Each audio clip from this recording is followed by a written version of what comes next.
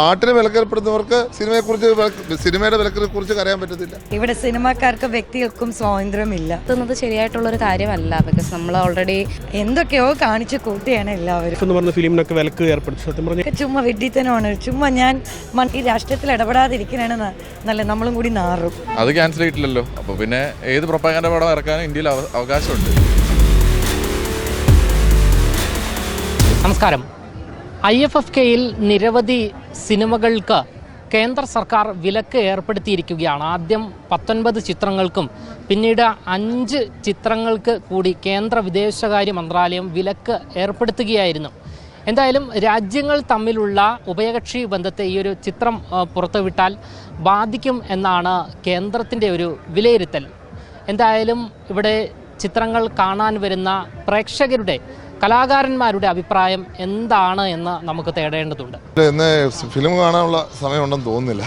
എനിക്ക് അടിയന്തരമായിട്ട് പുതുപ്പള്ളി പോകണം. വൈകിട്ടത്തെ പരിപാടികളുണ്ട്. നാളെ ഒന്ന് വേണമെന്ന് വെച്ചാലും നടക്കുകയില്ല. വിലക്ക് ഏർപ്പെടുത്തിയിട്ടുണ്ട്. ഇതിനെങ്ങനെയാണ് നോക്കി? അത് പ്രൊസീജിയർ ഡിലേ എന്നാണ് ഞാൻ കൂടുതൽ മനസ്സിലാക്കുന്നത്. പ്രൊസീജിയറിലാണെങ്കിലും അല്ലെങ്കിലും സിനിമയ്ക്ക് മാത്രമല്ല പാട്ടിനും വിലക്ക് ഏർപ്പെടുത്താൻ പാടില്ല. പറ്റുമോ? അപ്പോൾ പാട്ടിന് വിലക്കേർപ്പെടുന്നവർക്ക് സിനിമയുടെ വിലക്കിനെ കുറിച്ച് അറിയാൻ പറ്റത്തില്ല. കേന്ദ്രമല്ലേ, ഇനി ബീഫാണോ? ശരിയാണോ തെറ്റാണോ? എൻ്റെ ശരിയല്ലല്ലോ അവരുടെ ശരി, അവരുടെ തെറ്റ് എൻ്റെ തെറ്റുമല്ല. എന്തൊക്കെയോ കാണിച്ചു കൂട്ടിയാണ് എല്ലാവരും. സത്യം, ഒരു കലയായിട്ട് കാണാൻ പഠിക്കണം ആദ്യം. അതാണ് വേണ്ടത്. കാരണം അതിൽ രാഷ്ട്രീയം കലർത്താൻ വരല്ലേ. ഇന്ത്യക്ക് സ്വാതന്ത്ര്യം കിട്ടിയിട്ട് കാര്യമില്ല. ഇവിടെ സിനിമാക്കാർക്കും വ്യക്തികൾക്കും സ്വാതന്ത്ര്യമില്ല. ഇത് ശരിയും തെറ്റല്ല. അവർ കാണിക്കുന്ന എല്ലാത്തിനും നമ്മൾ ആരും ഒന്നും മിണ്ടാൻ വരുന്നില്ല. ശരിയല്ലേ? അപ്പം അത് ശരിയല്ല എന്നാണ് എൻ്റെ അഭിപ്രായം. ഈ മറ്റ് രാജ്യങ്ങളുമായുള്ള ഉഭയകക്ഷി ബന്ധത്തെ ബാധിക്കുമെന്നാണ് ഈ സിനിമ പ്രദർശിപ്പിച്ചാൽ സംഭവിക്കുക. വിഡ്ഢിത്തനമാണ്, ചുമ്മാ വിഡ്ഢിത്തനമാണ്. ചുമ്മാ ഞാൻ മണ്ടത്തരത്തിന് ഞാൻ ഒന്നും പറയുന്നില്ല. ഒരു രാജ്യത്തിനെ ഒന്നും ബാധിക്കില്ല. അങ്ങനെയാണെങ്കിൽ ഇതൊക്കെ എന്നെ ബാധിക്കണമായിരുന്നു. രാഷ്ട്രീയവൽക്കരണമാണ്. ഈ രാഷ്ട്രീയത്തിൽ ഇടപെടാതിരിക്കണാണ് നല്ല നമ്മളും കൂടി നാറും. എന്തിനായിരിക്കും ഇങ്ങനെ വിലക്ക് ഏർപ്പെടുത്തുന്നത്? ചുമ്മാ അവർക്കൊരു പബ്ലിസിറ്റി കിട്ടും, അത്രയേ ഉള്ളൂ. അപ്പോൾ advance happy Christmas and happy new year. Thank you. Same. Oh, thank you. Basically ഞാൻ അതിനൊക്കെ നോക്കിക്കാണുന്നത് നമ്മളെ ബഹുസ്വരതയും സംസ്കാരത്തെയും ഇല്ലാതാക്കാനുള്ളൊരു രാഷ്ട്രീയ ഇടപെടലാണ് കേന്ദ്രം നടത്തുന്നത്. അങ്ങനെയാണ് ഞാൻ വിഷയത്തെ നോക്കിക്കാണുന്നത്. ആഭ്യന്തര വിഷയങ്ങളെ ബാധിക്കുന്നു കേന്ദ്രങ്ങളുടെ ലോജിക്ക് എന്ന് വെച്ചാൽ നമ്മൾ ഈ ദേശസ്നേഹം എന്ന് പറഞ്ഞാൽ അടിച്ചേൽപ്പിക്കേണ്ടതല്ല. ഒരു ദേശം ഒരു ഭരണകൂടം നമുക്ക് തരുന്ന സുരക്ഷത്തിൽ നിന്നും പൗരന് തോന്നുന്ന സാധനമാണ് സ്നേഹം എന്ന് പറയുന്നത്. ഇപ്പോൾ കേന്ദ്രം പറയുന്നത് മുമ്പ് ഒരിക്കലും വിഷയം ഉണ്ടായിട്ടുണ്ട്. ദേശീയ ഗാനത്തിന് തിയേറ്ററിൽ എണീക്കാൻ പറഞ്ഞു. അതൊരു ഫോഴ്സ്ഫുള്ളി നമ്മളെ കൊണ്ട് ചെയ്യിപ്പിക്കുകയാണ്. അത് എനിക്ക് ഫീൽ ചെയ്യണം എന്നുള്ളതല്ല കാര്യം. അതുപോലെയാണ് ഇപ്പോൾ പറയണത്. അവരല്ല, അതായത് ഭരണകൂടമല്ല നമ്മളുടെ കാര്യങ്ങൾ തീരുമാനിക്കുന്നത്. നമുക്ക് എന്ത് ഫീൽ ചെയ്യുന്നുള്ളതാണ്. അപ്പോൾ ആഭ്യന്തര വിഷയം ഉണ്ടാകുന്നുള്ള അവർ തീരുമാനിക്കുന്നത് എന്തുകൊണ്ടാണ്? RSSൻ്റെ അജണ്ടകൾക്ക് അതിന് യോജിച്ചു പോകാൻ കഴിയുന്നില്ല എന്നതുകൊണ്ടാണ് അവരങ്ങനെ തിയറി ഉണ്ടാക്കുന്നത്. പക്ഷെ ഇവിടെ അങ്ങനത്തെ ഒരു പ്രശ്നമില്ല. ബേസിക്കലി IFFKയുടെ ഈ ബഹുസ്വരതയെയും സംസ്കാരത്തെയും ഇല്ലാണ്ടാക്കാനുള്ള സാംസ്കാരിക ഫാസിസമാണ് അവർ നടപ്പിലാക്കാൻ ശ്രമിക്കുന്നത്. ഫെസ്റ്റിവൽ തുടങ്ങിയിട്ട് അങ്ങനെ ഒരു വിലക്ക് ഏർപ്പെടുത്തുന്നത് ശരിയായിട്ടുള്ളൊരു കാര്യമല്ല. ബിക്കോസ് നമ്മൾ ഓൾറെഡി ഫസ്റ്റ് ഡേ മുതൽ ഷെഡ്യൂളെല്ലാം നോക്കി വെച്ചിട്ട് അത് കാണാൻ വേണ്ടി വന്നിട്ട് അവസാന നിമിഷം ഇപ്പം ഷെഡ്യൂൾ മാറും. നമ്മൾ കാണാൻ വിചാരിച്ച സിനിമകൾ പറ്റുന്നില്ല. തുടങ്ങിയതിന് ശേഷം ഷെഡ്യൂളെല്ലാം കംപ്ലീറ്റ് ചെയ്തതിന് ശേഷം അങ്ങനെ ഒരു നിലപാടിലോട്ട് എത്തുന്നത് ശരിയായിട്ടുള്ളൊരു കാര്യമല്ല. പിന്നെ കേന്ദ്രം പറയുന്നത് വിദേശകാര്യ നയതന്ത്രത്തെ ഉൾപ്പെടെ ഈ ഒരു സിനിമ പ്രദർശിപ്പിച്ചാൽ ബാധിക്കുമെന്നാണ്. ഇല്ല, അതിനോടും ഞാൻ അങ്ങനെ യോജിക്കുന്നില്ല. സിനിമേനെ അങ്ങനെ ആ രീതിയിൽ മാത്രം കാണാൻ തുടങ്ങി ഇവിടെ നിന്ന് ഒരു സിനിമകളും പുറത്തിറക്കാൻ പറ്റില്ലല്ലോ. അഭിപ്രായ സ്വാതന്ത്ര്യത്തെ അടക്കം.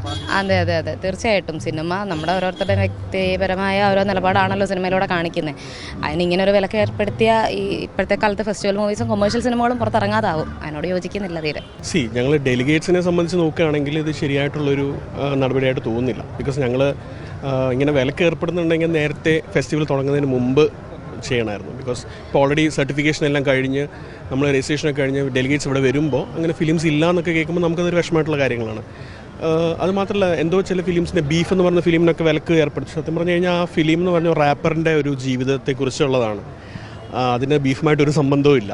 അപ്പം ശരിക്കും പറഞ്ഞാൽ ഇതൊരു അങ്ങനെ ഒരു വിലക്ക് ഏർപ്പെടുത്തേണ്ട ഒരു ആവശ്യമില്ല. സിനിമയെ സിനിമയായിട്ട് കാണണം. കലയെ സ്നേഹിക്കുന്ന ഒത്തിരി ആൾക്കാരുണ്ട്. അപ്പം സിനിമയെ സിനിമയായിട്ട് തന്നെ കാണണം എന്നാണ് എനിക്ക് പറയാനുള്ളത്. കേന്ദ്രം പറയുന്നത് രാജ്യങ്ങൾ തമ്മിലുള്ള ഉഭയകക്ഷി ബന്ധത്തെ ഇത് ബാധിക്കുമെന്നാണ്.